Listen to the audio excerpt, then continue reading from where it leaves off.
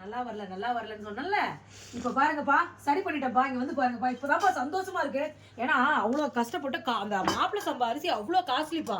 இங்க பாருங்க, கொஞ்சம் இட்லி மாவு இப்போ நான் என்ன பண்ணிட்டேன், ஒரு மிஸ்டேக் பண்ணிட்டேன். அது என்னன்றது நாளைக்கு கண்டிப்பாக மினி விளாக்ல சொல்கிறேன். கொஞ்சம் இட்லி மாவு இதில் கலந்துக்கிட்டேன். சூப்பராக வருது. இங்கே பாரு, பஞ்சா தோசை வருது, குட்டி தோசை பஞ்சா வருது. தோசை நல்லா வந்திருக்கு.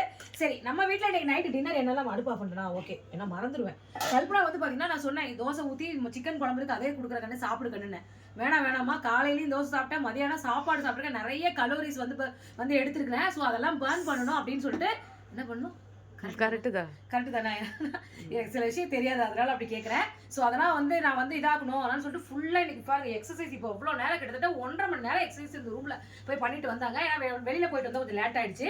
சரி, அதனால பண்ணிட்டு வந்து இங்கே பாருங்க, எனக்கு ஃப்ரூட்ஸே நீ கொடுத்துருமா. இல்லைம்மா கம்பல்சரி வேணாம். நான் கூட அவ்வளோ தூரம் சொன்னேன். என் பிள்ளை வந்து இப்படி சொன்னது எனக்கு ரொம்ப சந்தோஷமா இருக்கு. இனிமேல் அவளுக்கு நல்லா நம்ம கோஆப்ரேட் பண்ணி நினச்சிக்கிட்டேன். இங்கே பாருங்க, நைட்டு கல்பனாவோட டின்னர் பப்பாயா, வாட்டர்மெலன், அப்புறம் குக்கும்பர். இதுதான் இன்னைக்கு அவங்க நைட் அவங்க டின்னர். உங்க வீட்டுல என்ன டின்னர் சொல்லுங்க, வாங்க சாப்பிடலாம்.